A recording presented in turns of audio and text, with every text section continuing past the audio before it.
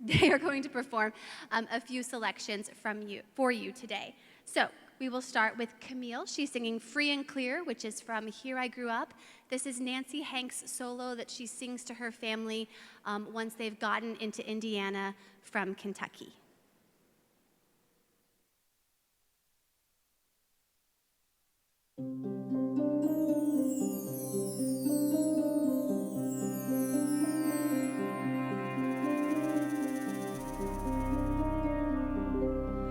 Go to sleep, let the stew pot steam. Rest your head, make my lap your bed. You will learn to read and write, you will grow so tall and strong. Your future will be great, you'll grow up to be more, my dear, free and clear.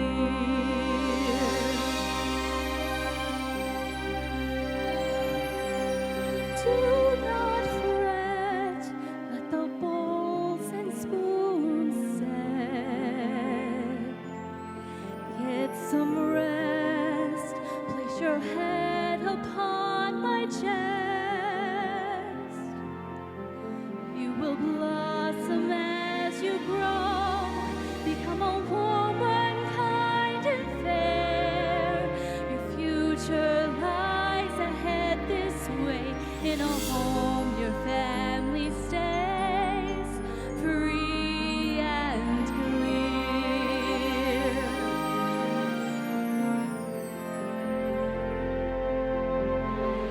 Close your eyes, the work will keep until you rise in the morning. Settle down, lay your head down, my man reborn. You've made my hopes come true. You will build our home, you will farm our land, provide for us all that we need. You'll ensure our family thrives. Abe and Sarah by our side, our future will be bright as this starlight, free and clear, free and clear, free and clear.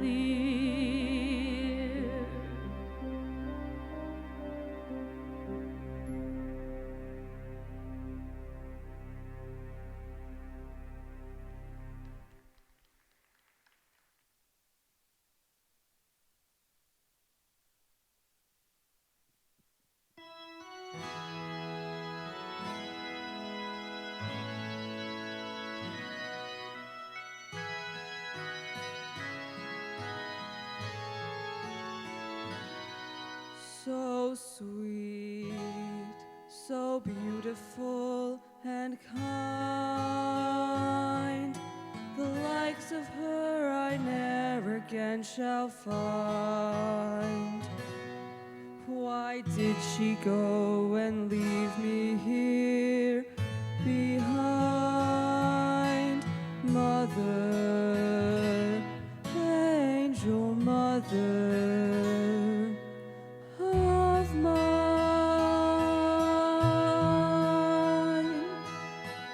Her face a calm repose is keeping, as if to say, have faith, don't be a weeping.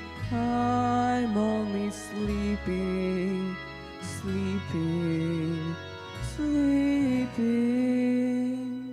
Someday in heaven I hope once more to find Mother, angel mother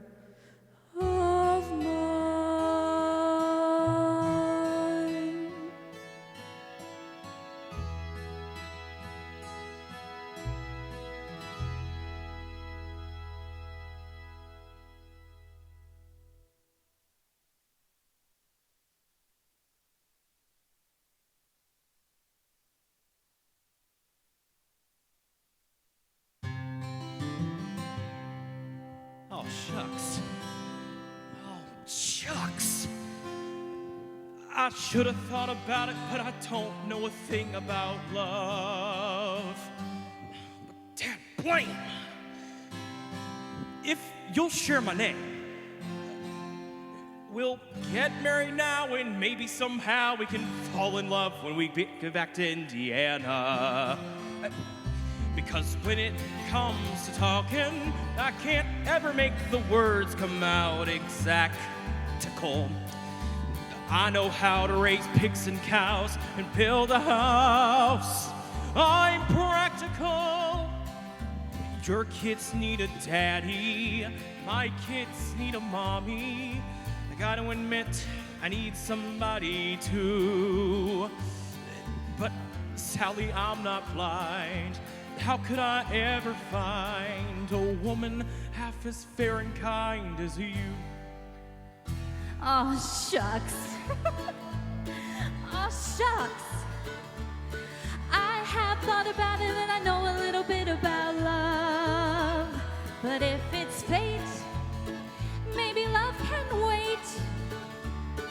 I'll marry you now and maybe somehow we can fall in love when we get back to Indiana. I know you're a good man, and the deal you set before me's got me thinking. I'm getting tired of Elizabethtown, and I kinda like the sound of Mrs. Lincoln. Your kids need a mother, my kids need a father. I gotta admit, I need somebody too. And Thomas, I'm not blind. How could I ever find a husband half as good and kind as you? Oh, shucks. Oh, shucks. We're thinking about it, but we don't have to worry about love. Come on, let's go. Cross the Ohio. We'll get married now and maybe somehow we can fall in love when we get back to Indiana. We'll get married now and maybe somehow we can fall in love when we get back to Indiana. Aw, shucks.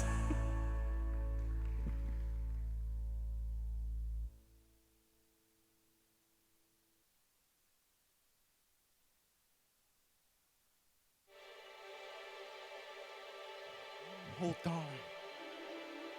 In my hand, I made more in 15 minutes than 16 years on land. Now I know by frontier law that it all goes to my paw. But I have one whole dollar in my hand, $2.50 to my name. There are just two tiny pieces that can change me all the same. I can gain opportunity when I come of age clear and free. And I have $2.50 through my name. Oh, the river is where I want to be, taking me to places that I like to see. One whole dollar opens new worlds for me. This one whole dollar in my hand, and with one whole dollar that I earn, I will build me a raft that can trip me to harmony. And I'll find that library holding books for me to study. When I have one whole dollar, it can be. Oh, the river will get me there, you'll see. Down towards Illinois or the Mississippi. Even like Father Blue Orleans, I will know. 'Cause could sow. This one whole dollar, this one whole dollar, this one whole dollar opens new worlds for me.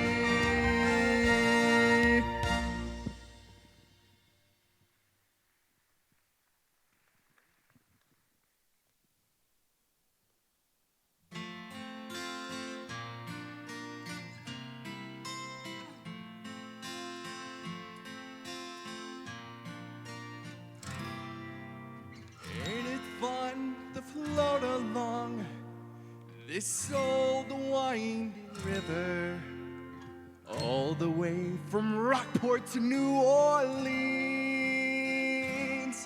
They said, watch out for the steamboats, robbers, and all the mean folks. So far, it's like being in a dream. Mississippi River, you're the longest, the widest river ever was. I'm sure I'm satisfied. I finally got to ride you. I don't know why.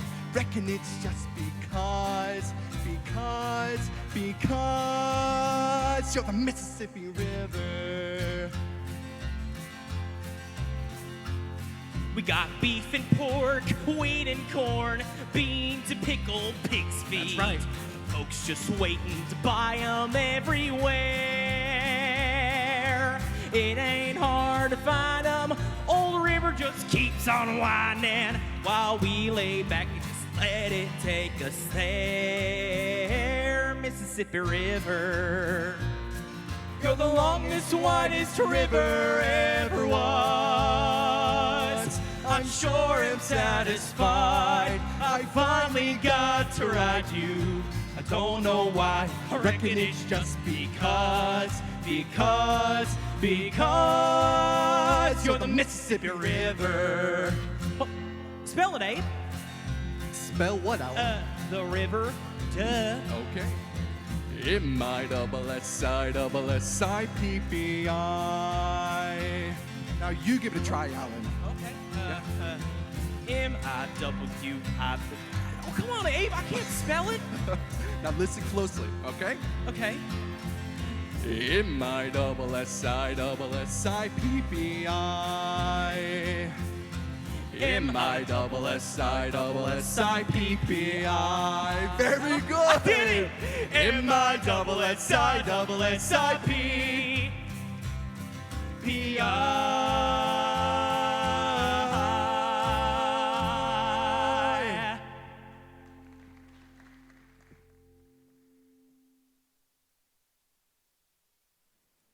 Thank you so much. I just want to say, from the stories that we've heard, from the stories that we have experienced personally, from collectively doing 10 plus years of shows out here and countless performances, we're honored to share the stories, not only of the performers on the stage, but of the audience members who have been affected by these stories. So we hope you join us next weekend. Thank you so much. Enjoy your meeting.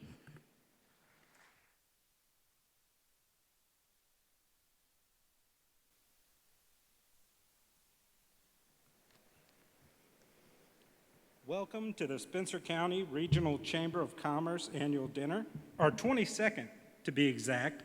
My name is J.W. Arnold.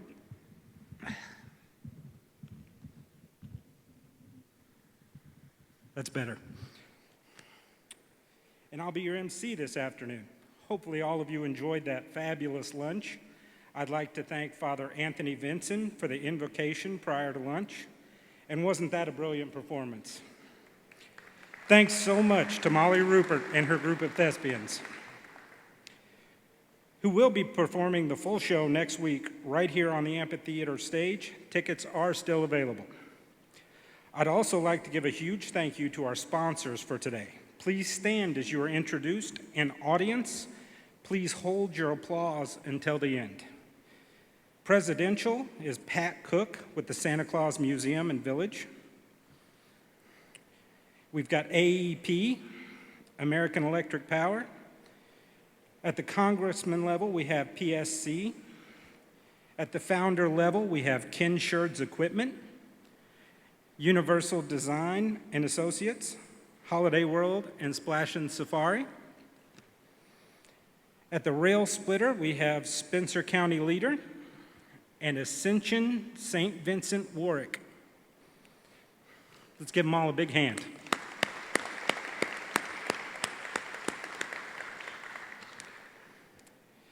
Unfortunately, not all our members of the 2022 Spencer County Regional Chamber of Commerce Board of Directors could attend today.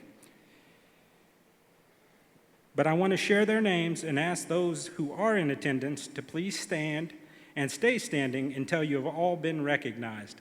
Audience, please hold your applause till the end. We have Kathy Treader, who's the publisher of the Spencer County Leader and Ferdinand News, as the chair. Our vice chair is Rob Schulte with Key Associates. We've got Secretary Jeremy Kincaid with Kincaid Insurance. Treasurer Tammy Hamilton, representing the Spencer County Bank. The board members include Spencer County Commissioner Tom Brown, Tim Kearns with American Electric Power, Al Keller with Cook Development and Holiday World and Splash and Safari, Jordan Sheets with Kimball International, Matt Benton with Indiana Farm Bureau, Rachel Goldsberry with Southern Indiana Power, Pat Cook with the Santa Claus Museum, Gene Steinkamp, retired business owner and community steward, Bill Bryant with the Perry County Memorial Hospital Chief Nursing Officer, Sue Ann Kleck with the St. Mildred Area Revitalization Team, Matt Bunner, representing Moser Crush Stone, and Jane Shipp, owner of Matilda's Event Barn.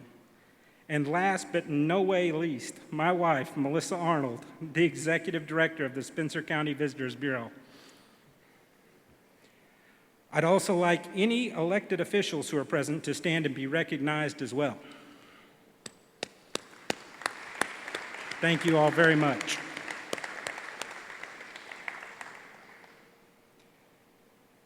Ladies and gentlemen, it is my extreme pleasure to introduce a man who truly needs no introduction, Indiana's 51st Governor Eric Holcomb. In 2020, he was elected to his second term with the most votes for governor in Indiana history.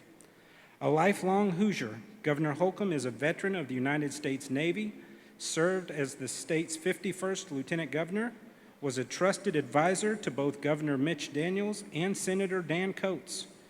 He worked for Congressman John Hostetler and is a former state chairman of the Indiana Republican Party.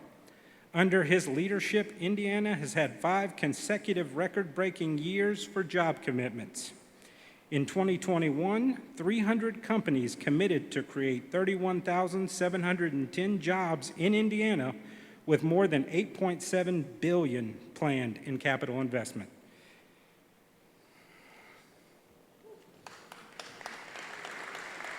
Ladies and gentlemen, Governor Eric Holcomb.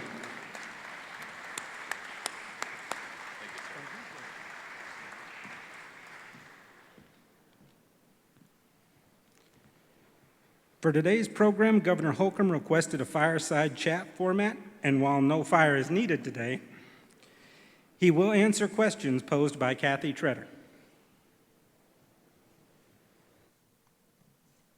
Is this on? Yes, it is. Welcome, sir. I'm so glad you could be here. Hello, everybody out there. I do have a few questions for you, but, we don't have any fires going. Kind of feel like we should do a little soft shoe routine while we've got the stage. Well, I can't sing or dance, so maybe we better not.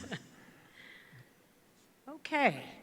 My first question for you is, what plans do you or the legislature have in mind for all these ordinary Hoosiers who are really suffering due to that nationwide economic failures that I believe are wrought by both the double whammy of the pandemic and the war in Ukraine?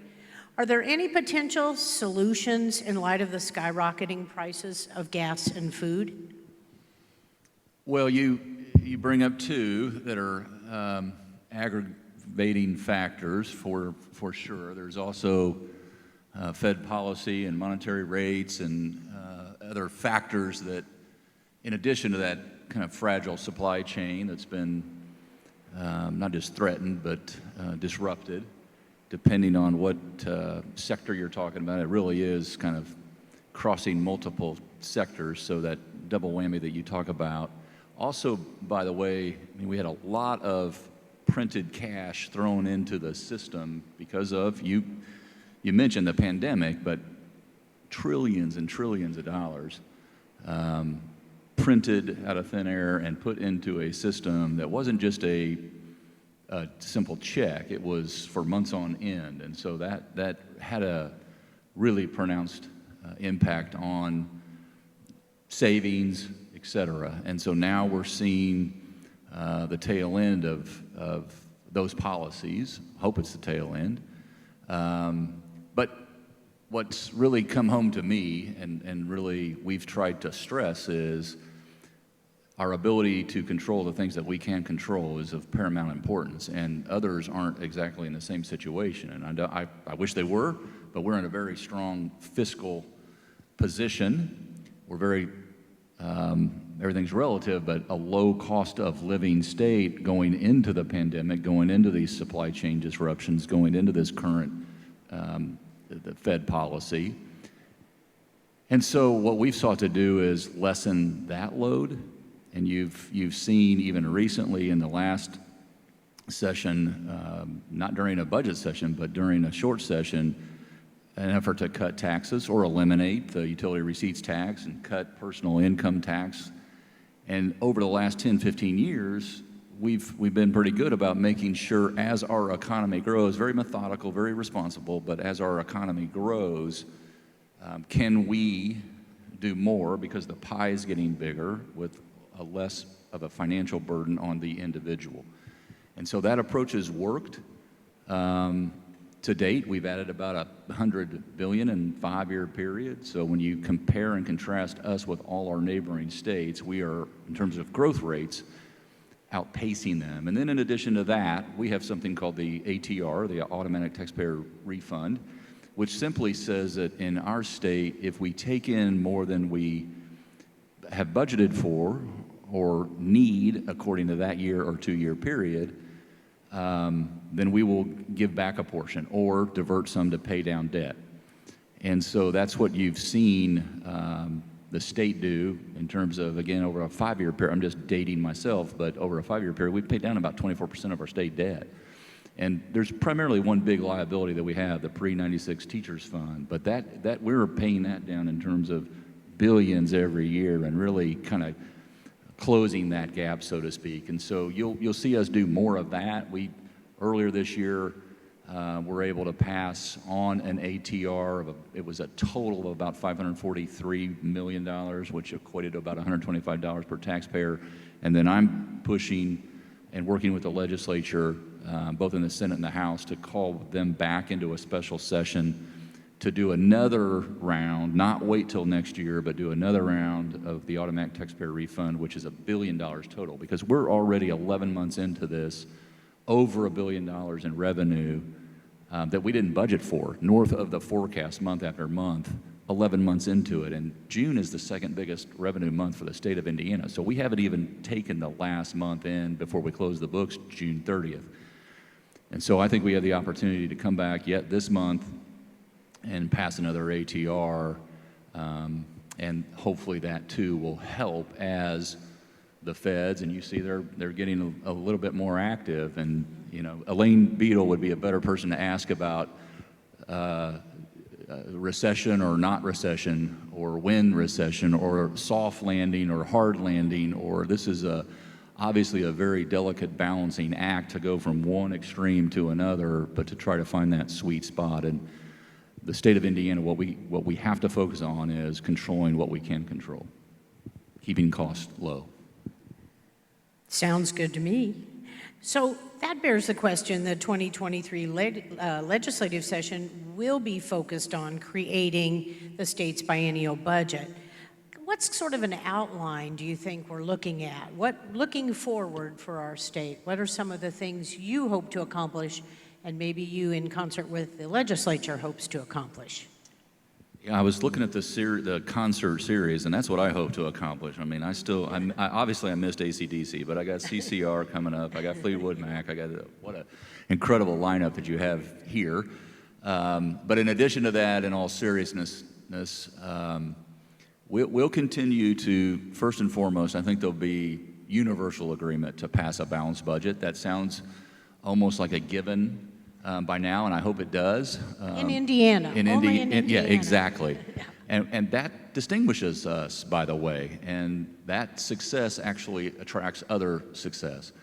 And so we'll never give up that high ground, that continuity and that certainty and predictability, stability, et cetera. But then you start to get into prioritizing where are we going to make investments as we do continue to grow. And when you think about our reserve level as it is today, just in fiscal year 2022, yes, it's high. Yes, we have the ability to give back, and therefore we should. But when you project out 2 or 3 or 4 years from now, that reserve level is much lower. So it goes from the high 20%, 28% down to about 11% when we're getting into fiscal year 25. And so you see how your expense side of the ledger starts to eat into the revenue that you have, and you can't just plan for today. You know, it's like Agriculture 101, right? And so we're looking at making investments that will have again, pronounced effect on where we want to be in a 5-year, 10-year period down the road. And what I mean by that is kind of the chasing the jobs of the future that are sticky, that have deep roots, that will require us to be prepared. So that starts with K through 12 education, increasing that. It starts with better and more relevant workforce development programs. That will cost. We'll get a Governor's Public Health Commission report that'll throw off some recommendations that will require, I believe, extra funding to the tune of hundreds of millions of dollars of funding that have a relationship with 92 different counties and how we approach healthcare delivery in the state of Indiana. We've been approaching this, pretty much the same way, structurally speaking, operationally speaking, for about the last 140 years. There can be some changes there. I think just like everyone else, private sector, public sector, we're down from 2005, we're down over 5,000 state employees. And that's a lot across the whole spectrum. And we're still delivering, I would argue, very good government service. So I also think we have the ability to pay our state employees, especially those who are just starting out, more. So I'll be making a plea for that. So public health, education, workforce development training, another round of READY. You could call it READY Repeat, you could call it READY Round 2, but this is fabulously successful. And because it's kind of ground up projects where the state says, we'll throw in a good dollar, you match it, times 4, by the way. And there aren't a lot of programs like this around the country, if any, and we're proving that it can work. So we're going to learn a lot right now in this current round that's starting to roll out. But I would say be prepared, and I've shared this with my legislative friends, that I want to go for another $500 million. So all those things add up, and they eat into that other side of the budget ledger. But I would say that those kind of the same 5 pillars are where our focus will be again. Well, but ultimately, growing jobs, adding to that's going to add to the bottom line yet again, correct? Am I correct? Well, absolutely. We'll roll out something today, by the way, where we've got, in essence, simply put, they're manufacturing modernization grants. We're rolling them out today. There's multiple grants going to businesses around this neck of the woods, so to speak, and we'll want to do more of that. We'll want to be able to have the ecosystem in place to continue to draw some of those future jobs. We've got some serious momentum right now. And what we're trying to do is focus on quality over quantity and really break into these new sectors that are going to be around that will develop big ecosystems. We announced, and I won't drone on about this, but we were able to secure a commitment from Stellantis and Samsung SDI, about a $2.6 billion joint venture up in Howard County, Kokomo, Indiana. So talk about a transition, talk about being prepared for the future of their industry. That's a really good sign for us. With, Toyota in Princeton having some electric vehicles roll off the line and some hybrids and some of our other auto OEMs. We have to be prepared for this. We also have to be prepared for chips and semiconductors so that supply chain's not disrupted. So we're chasing those kind of jobs that are going through a huge transition right now, trying to bring those supply chains back to not just America, but back into Indiana and develop them. Because those supply chains for a SDI, for a Samsung SDI and a Stellantis, the supply chains tend to be in the billions of dollars as well. So you're just kind of seeing the tip of the iceberg, and we're working, again, quality over quantity all over the state of Indiana and making sure we're aligning all the stakeholders, institutions of higher learning, workforce development providers, and making sure we're all kind of focused and oaring in the same direction.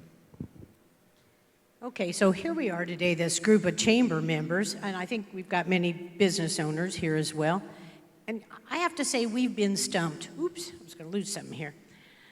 The state's unemployment rate in April, or at the end of April, was low, like 2.2%, which is wonderful. But we're all having trouble finding employees. I know I just talked to the guy who opened Zaxby's in Jasper, and he needs 45 more, and I thought, oh, good luck, buddy. So I know because of the pandemic, people closing in on retirement probably chose to retire. But what else is going on? What's kind of creating the problem? Well, it's math when it comes right down to it. And you start with 6.8 million Hoosiers, and you say there's 3.3 some million in the workforce. And you're right, 2.2% is our unemployment rate, third in the top three, lowest in America, lower than ever before in recorded history. And so you start to look at who's not in the workforce and why are they not in the workforce. Understanding that our workforce is trending more and more toward retirement. Yeah.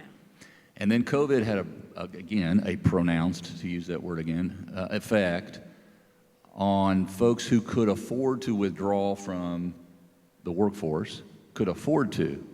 So when you look at who in the state of Indiana is drawing currently unemployment insurance benefits, it's a really low number. It actually comes out tomorrow for May. And I suspect if you look at May in 2019, it was about 14,000, very low, statewide, folks who are drawing unemployment insurance benefits. 92 counties, only 14,000. I suspect we'll be much lower than that tomorrow. We were at 256,000 drawing unemployment insurance benefits in May of 2020. Yeah. So 256,000 to probably just north of 10,000, something. So actually when people say, are they not working? They're working. Mm-hmm. Now we're at a 62.4% labor participation rate, which we could stand to go higher. But what the trick is and what's going on is you have to add more people to the top of the funnel to get them into the system, which means we need to continue to grow our population, our working age population, because if you're just banking on, we got about 1.8 million people who are outside the workforce that could come back, about 1 million people who are 65 or older. So if your strategy as a business is to try to pull those people back, that only lasts so long. Right. So that's not like a winning long-term strategy. But there's about 800,000 people who can afford to either stay home and watch their child because childcare is so much, or they worked part-time before. How do we get them back? That's the trick. Or immigration reform, so the folks who actually want to work can legally, or attract people from other states. We were one of the 6 fastest growing states in terms of population. The case is Ohio, Michigan, Illinois are losing a congressional delegate because they didn't have a fast enough growth rate. We're not. So we are pulling people, best in the Midwest, but we are competing with the exodus out of California into those neighboring states, and Texas and Florida, North Carolina, Tennessee in terms of growth, and holding our own really in the Midwest. We just need to take that 4% and it needs to be 10.7%. And that will help if they're working age people that are getting into that churn. The key is how we develop, I think, the key is how we develop pipelines and pathways to work right now. And we're seeing really creative ideas all over the state of Indiana, whether it's fast food restaurants or hotels or factories, you name it. Folks are getting really creative businesses, and to me it all comes down to those pathways and partnerships, that work experience, getting paid as you're learning, work and learn, whether it's K through 12 or in college or at the university. And so it's a seamless transition into permanent work, and that takes, again, a lot of creativity, but we've got some superstars that are doing just that. Excellent. But I do see two significant problems, and this is nationwide. I'm not talking just Indiana. But, and again, I think it is in tandem a little bit with the pandemic, but maybe not. The first is the lack of available housing. And I do know that that's on the state's radar. And a lot of people, including right here in Spencer County, are using that Regional Economic Acceleration and Development Initiative grant to address that problem. But on the flip side is childcare. And again, a lot of working people here.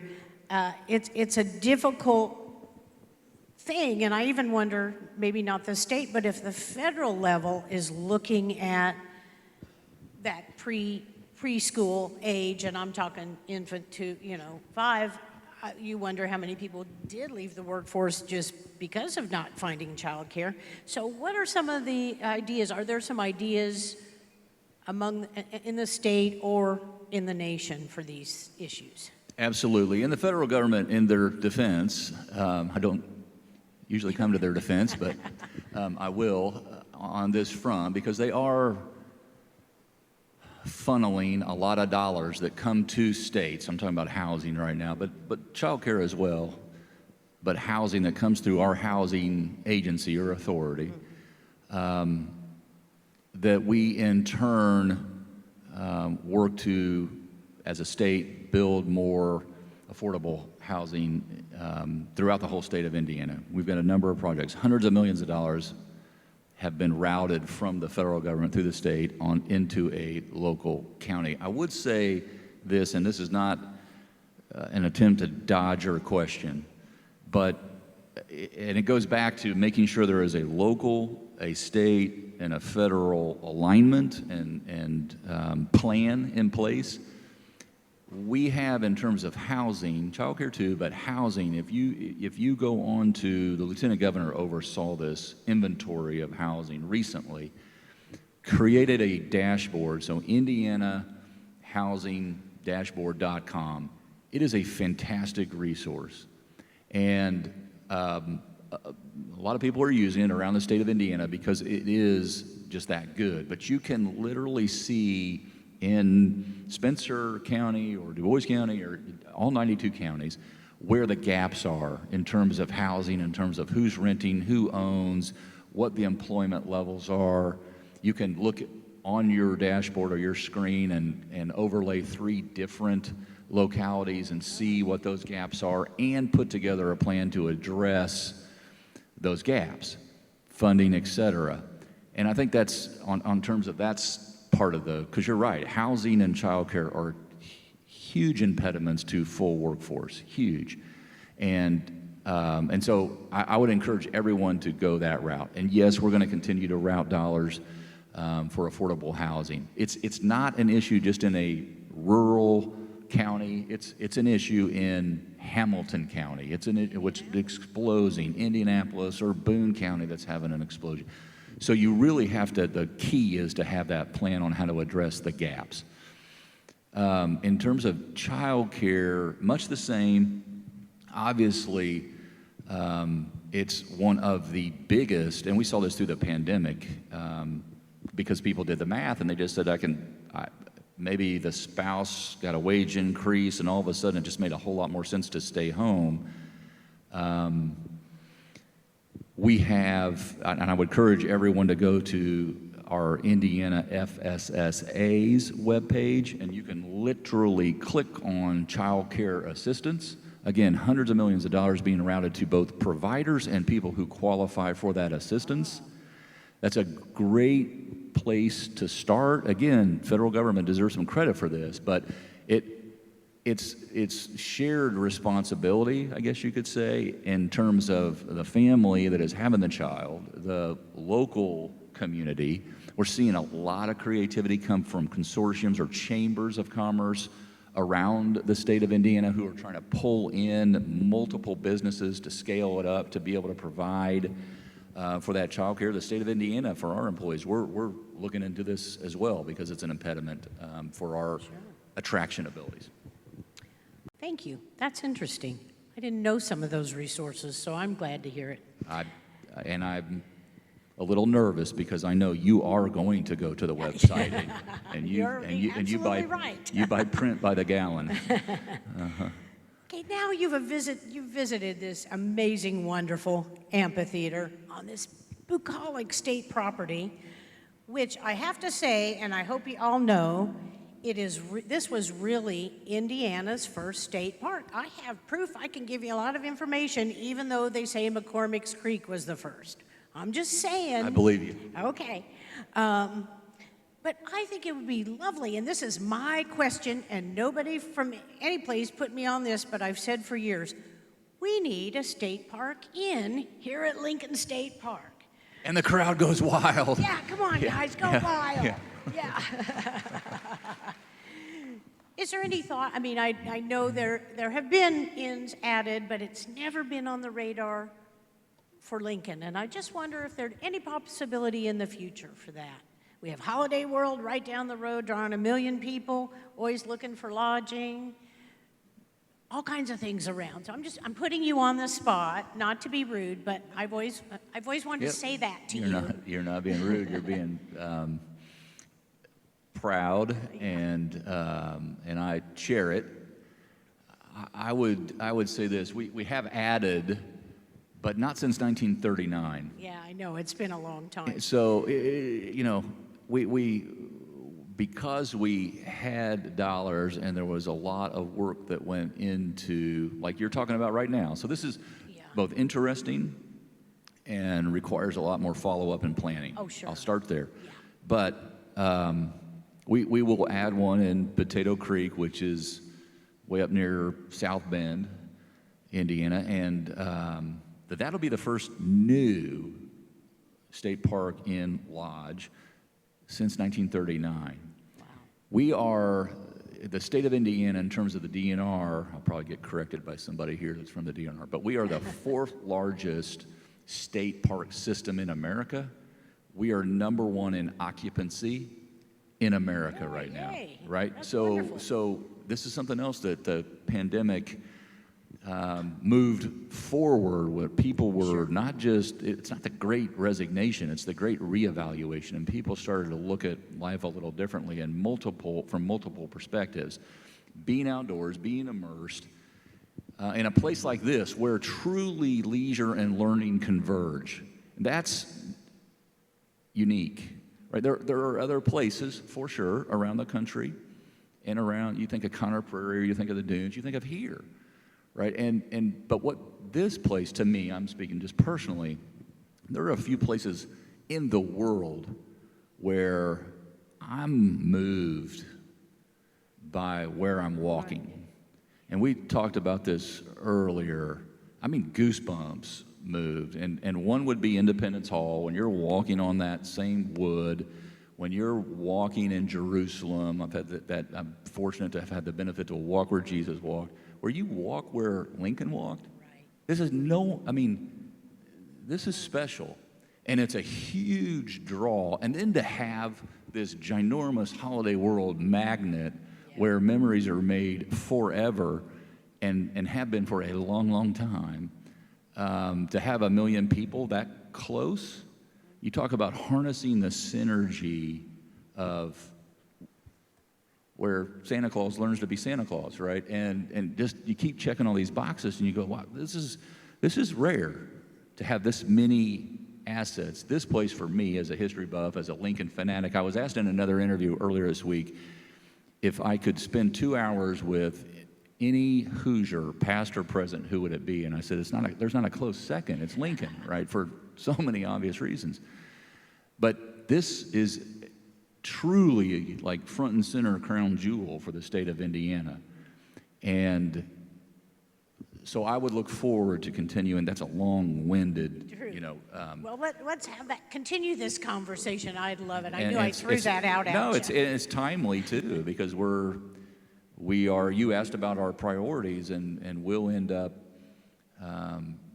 sometime after Labor Day rolling out our priorities and our agenda. So all of our agencies will be scurrying about between now and the end of July, so we can kind of internally argue amongst ourselves about priorities and then make sure we could roll it out post-Labor Day. So this is something that I would suggest would rank high in a ready round 2.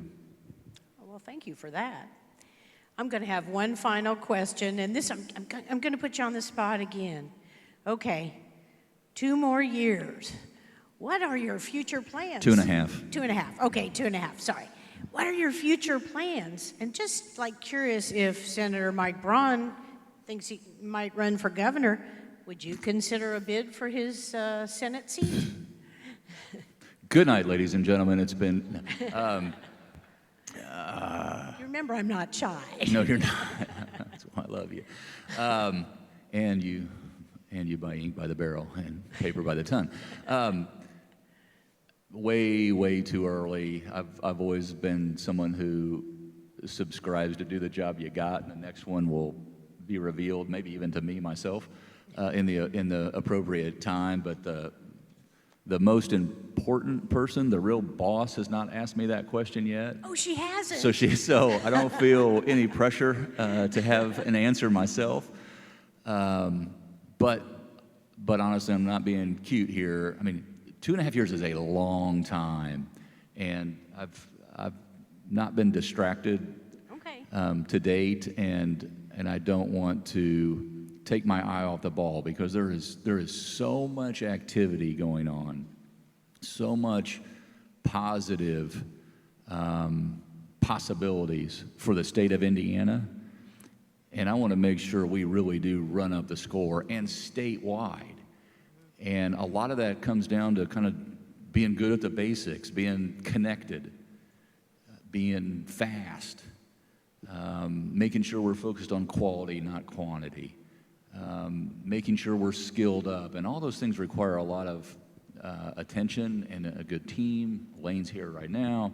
I mean, and just represents kind of the DNR. I mean, this is a team effort, and that 2 years or 2.5 years will fly by, and maybe I'll interview to be a Lincoln impersonator. I don't know, but I got time to grow more beard.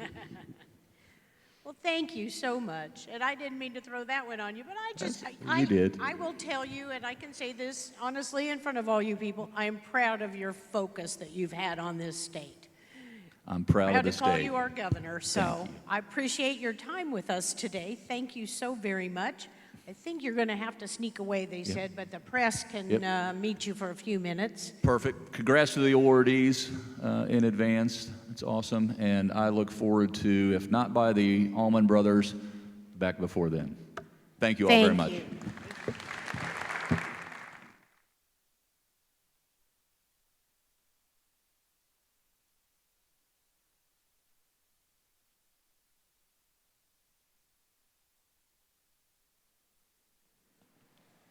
Thank you very much, Governor Holcomb.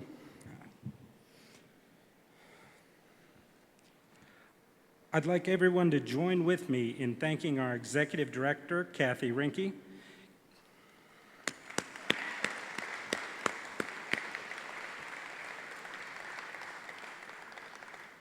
Kathy has done an amazing job in growing our membership and being a visible presence in our community. She's the smiling face of the Chamber. Kathy will now present the State of the Chamber and awards.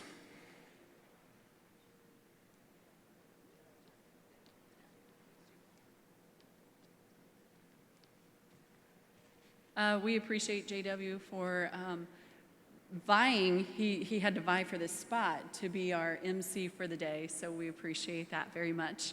So thanks, JW Arnold. Martin's Hair and Insurance. Mr. Melissa, keep saying that. I am going to, in the interest of time, cut my 20 minutes, and I probably did have 20 minutes of things that I wanted to share with you. All absolutely important, but I also appreciate your time for being here, and I know we've lost a little bit of our crowd, and with the governor having to scoot away, I'm going to hit some highlights, if you will. So, there's like a cool front moving in, so if anybody starts to get chilly, I bet we have Lincoln Amphitheater sweatshirts available for sale. So. I do want to give a quick, I know we've had a lot of thank yous, but to JW, to Al Keller, and Brandon Beard yesterday during setup, it was not fun. But we did it and got our tables and chairs moved over here. Mark Stezik and Joe Compton have been amazing. So thank you, gentlemen, for all of your extra efforts, to all your teams, for the extra efforts so that we could have this here today and be able to show Governor Holcomb and his team what an amazing venue we have here on Lincoln's hallowed grounds. A thank you to Emmy Stezik and Sarah Maddox for helping me out front this morning. And then for afterwards, I hope to be thanking Kenny Speed and Dan Ranke and Josh Canese, although they don't know what they're here for. They're going to find out why they're here for teardown. So, and I have to, it goes without saying, my compadres that are in the crowd with me today, Wendy Rich and Sherry Sherman, Perry County, Warwick County Chambers. I'm telling you what, folks, it is not easy to be a single-person chamber when you're trying to accomplish so many things and working with so many amazing people and just seeing so many visionary future things to happen. So it helps so much to have sisters, like my other single county chambers, and we love that we have an 8-county chamber going strong, 8 region with our different county chambers. And on that note, we have our 2nd annual women's conference in Jasper this year. So we would love to have you all, have you ladies, sorry guys, come and join us in October. So let's see, we've got some great things happening in Spencer County. I have to give another shout out to my counterparts, Heidi Young with Lincoln Land Economic Development, who has done an amazing job since she has taken that role since December. And then Melissa Arnold, who has done a fabulous job in our tourism efforts for, I don't know how many years, quite some time. Can I say it? Can I say congratulations, Melissa and J.W. Arnold, on the upcoming new little Arnold brewing in your belly? I said it, so I hope so. But with those two, and then our community foundation as well, our alliance, we've done such, we've been able to, again, taking small offices within our county, within the economic development, tourism, chamber, and community foundation, and being able to work on some projects together. One being an upcoming project that we've been working diligently on is a new marketing campaign for Spencer County as a whole. Like, it will have as much as we can, and more, I'm sure people will let us know, the marketing effort for Spencer County on, I don't know, do we have a name for it yet? myspencercounty.com, is that correct? Yes, thank you. Super excited, hopefully in July, we will be releasing that to the public. So it's gonna be great, we're excited about that. And it's not to take over anyone else's websites or marketing efforts, it's to encompass them, where we can, it'll act as a catalyst to shoot out to the different schools, churches, businesses, organizations, nonprofits, festivals, fairs, all that good stuff that will encompass all of our great media we have. Right, Kathy? We have our Ready region going strong, as Governor Holcomb mentioned. I'm excited he officially, did he not say, we will have another round of Ready. So excited about that. In this first round, we just did some preliminary approvals, and Heidi had offered up some housing projects, and we have a small Lincoln Amphitheater project in the Ready region, or I'm sorry, in our Ready funnel, so we're excited about that. That's along with Pike, Perry, Harrison, and Knox counties. And then as well, exciting news with our Southern Indiana Gateway, which is our 21st Century Talent region. That is with Perry, Pike, Du Bois, Orange, and Crawford counties. I'm gonna tell you folks, again, I'm loving the regionalism that's happening.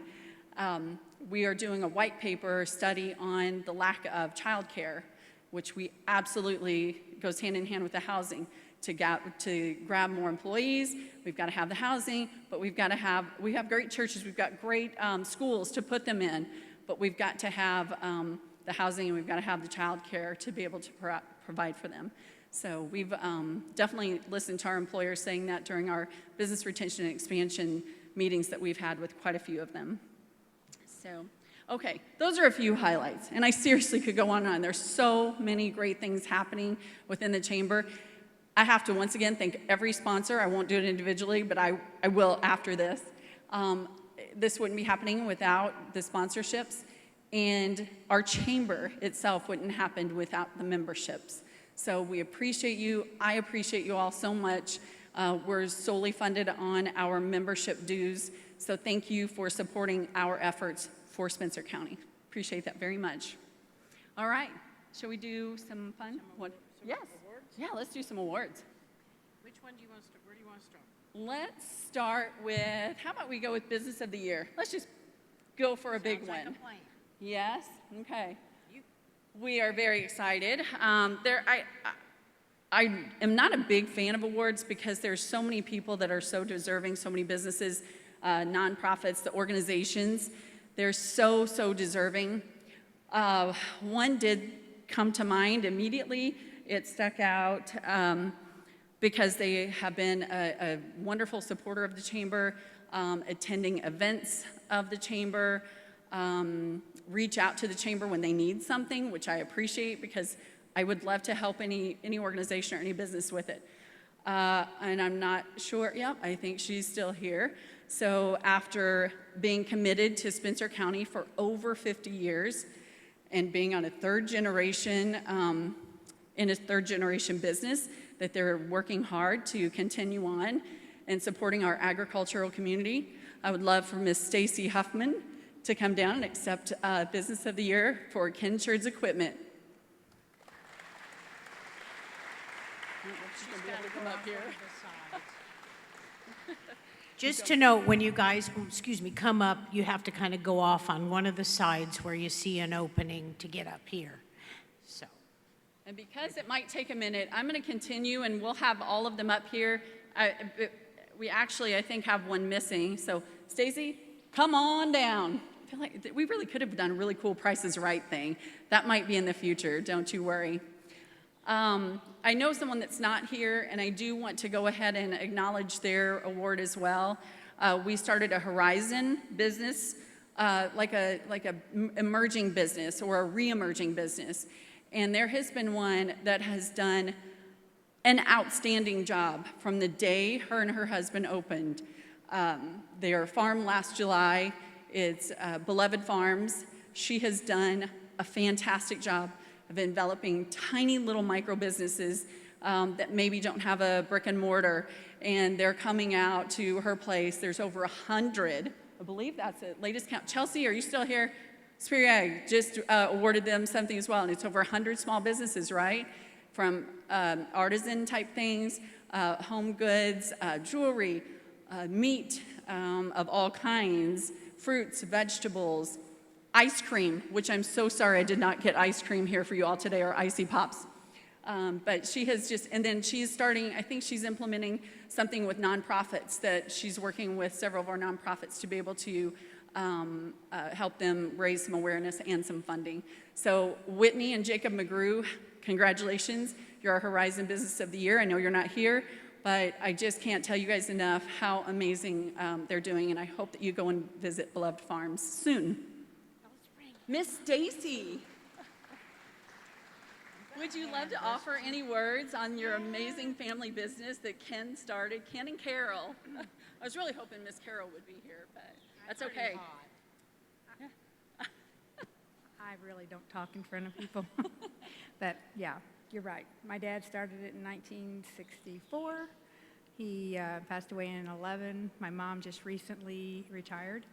And so my brother, myself, my nephew, my husband, we're keeping it going. Yeah. So, yeah. And you're international, yes? Yeah. You've done some things in South We have, America? yeah, we have done some things out of this country as well. When I learned that, I Sewed was some like, things.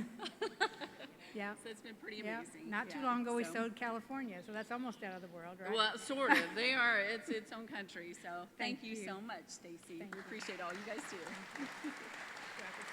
Yeah, we'll get pictures afterwards if that's okay. Yeah. Okay, so we are going to. Board member. Yes. Yep. And we can.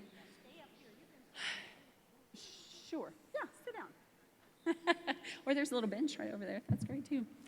A board member of the year. I have 14, I believe it is, board members on our chamber board, and I appreciate everyone so much. I truly do. But there is a board member that just consistently, year after year, time after time, I mean, calls, checks on me, sees if there's anything I need. How can she help? What can she do? And is blessed. I'm blessed with her time, her mentorship, her friendship, and the amazing ideas that she still has at 90, almost 1-year-old, Mrs. Pat Cook. So, do you want to come up, or you want us to? Would you like me to hand a microphone down? No.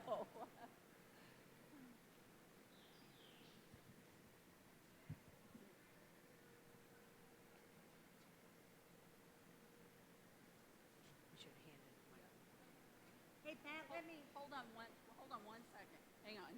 make sure. Oh, it's Still not working on. or not? Whoever's doing this, can you turn this one back on? Jason, our awesome sound guy. Thank you so much. Thank you. We kind of go off the cuff, right? Matt Eckert told me I need to go off the cuff more often. So, trying to do that, my friend.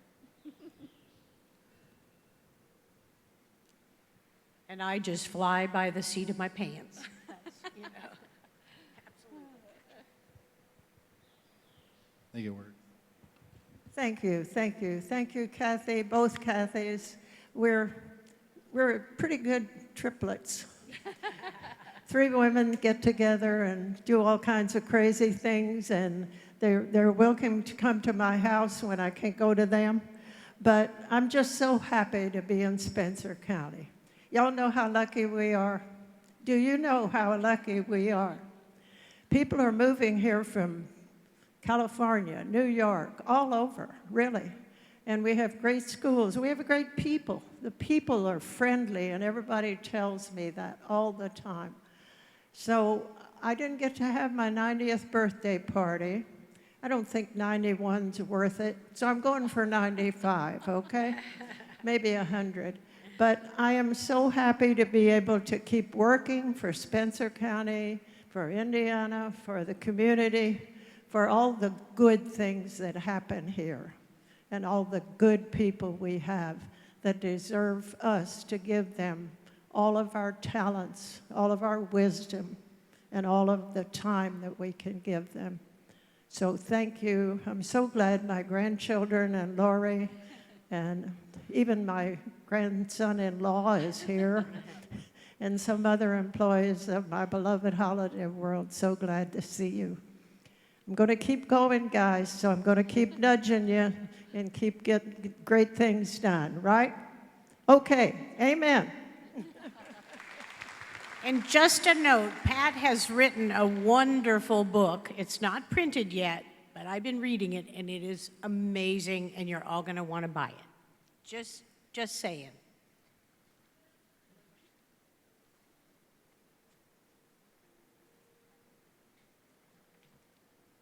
We have one last award to give today, and it's very special.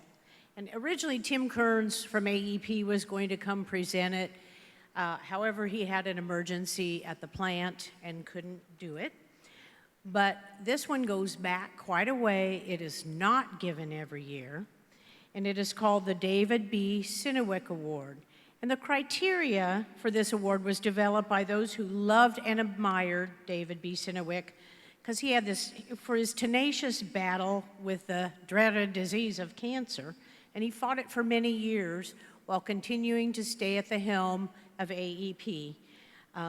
His leadership style only became stronger through his many, many challenges. And he also had such a tremendous love for this community surrounding AEP's Rockport plant. And he showed support, and AEP, as we all know, still and continues to show support for so many things in the area, including, and this was his idea, the gift of Honey Creek Farm. So AEP's criteria for the David B. Sinowick Award was someone that possesses strong leadership attributes in the face of adversity, as well as an evident passion for community. I will tell you, this is the first time we've given the award posthumously, but Georgia Banks was such a wonderful and worthy person. She contributed to everything through her own battle with cancer. She shined a light on everything. She never seemed to get down, at least when you would talk to her. And her husband, Harold, is here, but I think he doesn't want to come down the steps. But if her son would, are you here somewhere still? Right over here. Oh, great. Right there. Come Right on there we up, go. come on up. This award goes to Georgia Banks, or to her family, in her honor. If you are familiar with Grandview Aluminum, her and her husband built that business. She just contributed in every way she could, and we just felt like she was very deserving of this award. So, yeah, we loved your mom. Can you say a few? Yeah, I have really had to love my mom a whole lot. You couldn't take her anywhere she didn't know somebody. Introduced me to him, and I forget who it was before I got back to the damn car. But I mean, everywhere she went, she knew somebody. And I want to say a big thank you for everybody at Grandview Aluminum. And my dad's up on the top row. He started in 1965.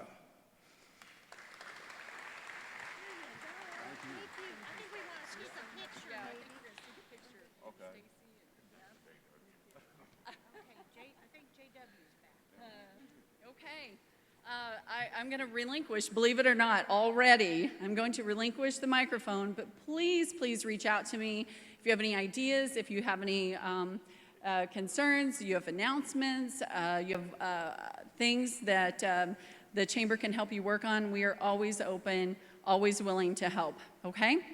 And Mr. JW, do you want to come back out? Maybe? Are you going to sing now? My God, we have this super awesome Olivia Newton-John and John Travolta duet planned. So this is where we're going to get the cooler of beer out. And I only practice for Islands in the Stream. gosh dang it. I can kind of pull off that Dolly Parton. Okay, I think we can do Dolly, it. but okay, whatever. Oh, well, I'm I good. don't know the Ken part very well. Well, the two Kathys, everybody, and for everything they do for us. We want to send a special thanks to Lincoln State Park Property Manager Joe Compton and his staff, as well as Mark Stezik, Executive Director of the Lincoln Amphitheater, and his staff for hosting us today.